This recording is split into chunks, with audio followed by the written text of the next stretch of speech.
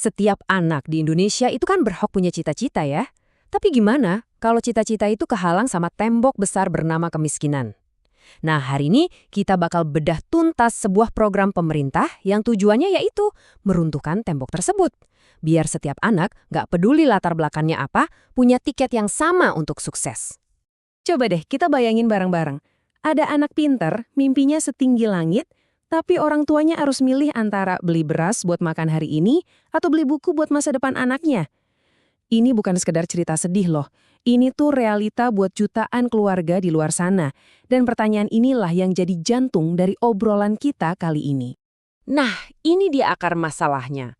Buat banyak banget keluarga, kemiskinan itu udah kayak tembok raksasa yang nggak bisa ditembus buat dapetin pendidikan layak. Jadinya ya muncul lingkaran setan yang susah banget diputus. Dan jujur aja ya, kalau kita biarin ini terus terjadi, yang rugi bukan cuma satu anak, tapi kita semua sebagai satu bangsa. Kita kehilangan calon-calon hebat yang seharusnya bisa bangun Indonesia di masa depan. Oke, karena tantangannya segede itu, jawabannya juga harus konkret dong. Nah, pemerintahan Prabowo Subianto punya satu gagasan kebijakan yang ambisius banget buat jadi solusi, namanya Program Sekolah Rakyat. Intinya gini, program ini tuh bukan sekedar bantuan biasa. Misinya jelas, dobrak tembok biaya tadi. Caranya dengan ngasih akses pendidikan yang bukan cuma gratis, tapi juga berkualitas. Dan sasarannya langsung ke mereka yang paling butuh. Coba kita lihat lebih dalam. Apa aja sih yang disediain? Wah, ini komprehensif banget. Sekolah gratis dari SD sampai SMA, ini aja udah ngangkat beban yang luar biasa berat bagi pundak orang tua. Tapi nggak berhenti di situ. Ada juga bantuan seragam, alat tulis, sampai buku. Bahkan ada bantuan transportasi, dan yang nggak kalah penting, makan siang gratis. Ini semua dirancang biar anak-anak bisa fokus belajar tanpa perlu mikirin perut lapar atau nggak punya pulpen. Sekarang, bagian yang menariknya nih, program ini tuh bukan cuma soal teknis atau bagi-bagi anggaran loh. Ada fondasi filosofis yang dalam banget di baliknya, yang akarnya itu dari jati diri kita sebagai bangsa Indonesia. Gampangnya gini, dalam pandangan Pancasila, setiap anak itu individu yang punya harga diri dan potensi luar biasa. Tapi, individu itu kan nggak bisa tumbuh sendiri. Jadi saat kita bantu satu anak dari keluarga nggak mampu, kita itu bukan cuma menolong satu orang. Kita itu lagi nyuntikin kekuatan baru ke seluruh tubuh bangsa Indonesia. Keren kan? Konsep tadi diperkuat lagi sama yang namanya paham kekeluargaan. Paham ini melihat negara itu ibarat kepala keluarga buat seluruh rakyatnya. Nah, tugas utama kepala keluarga apa coba?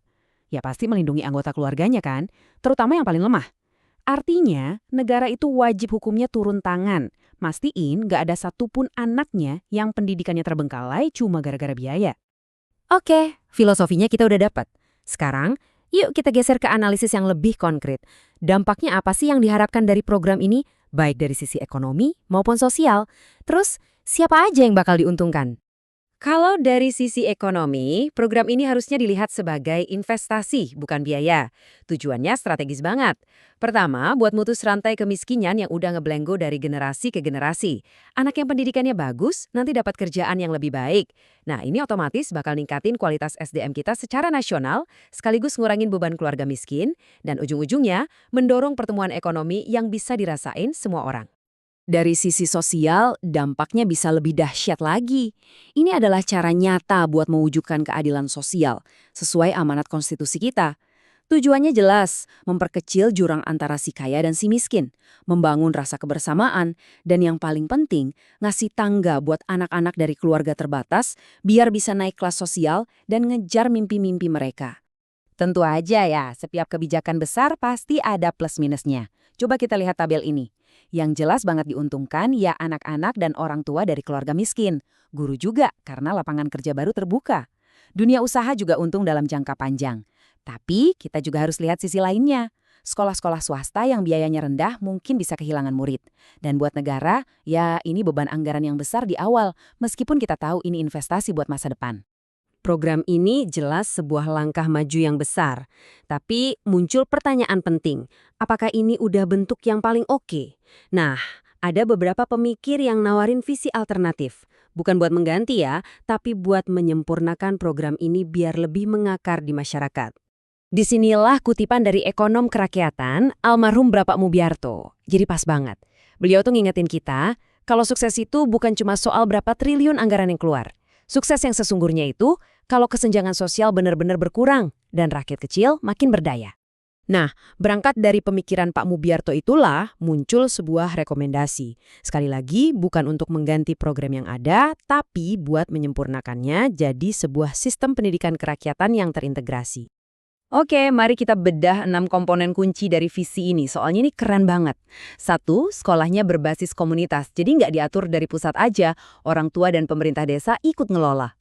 2, dananya nggak cuma dari APBN, tapi dari dana abadi hasil kekayaan alam kita. 3, ada konsep beasiswa berantai. Ini gotong royong modern, di mana alumni yang sukses bantu biayain juniornya. 4, sekolahnya nyambung sama ekonomi lokal, kayak koperasi desa. 5, pengawasannya langsung oleh masyarakat. Dan 6, yang nggak kalah penting, sekolah juga ikut memberdayakan orang tua. Ini bukan lagi sekedar program, ini udah jadi ekosistem. Kalau kita jejerin gini, perbedaannya kelihatan jelas banget kan? Program yang orisinal itu cenderung terpusat. Dananya murni APBN. Nah, kalau rekomendasi alternatif, ini mendorong pendanaan yang lebih mandiri dan berkelanjutan. Pengelolaannya bareng-bareng sama komunitas, dan kurikulumnya bisa disesuaikan sama potensi daerah masing-masing. Jauh lebih fleksibel. Jadi, kesimpulannya gimana nih? Program sekolah rakyat ini adalah fondasi yang sangat baik dan penting banget. Niatnya mulia, tujuannya jelas. Tapi kuncinya itu ada di implementasi.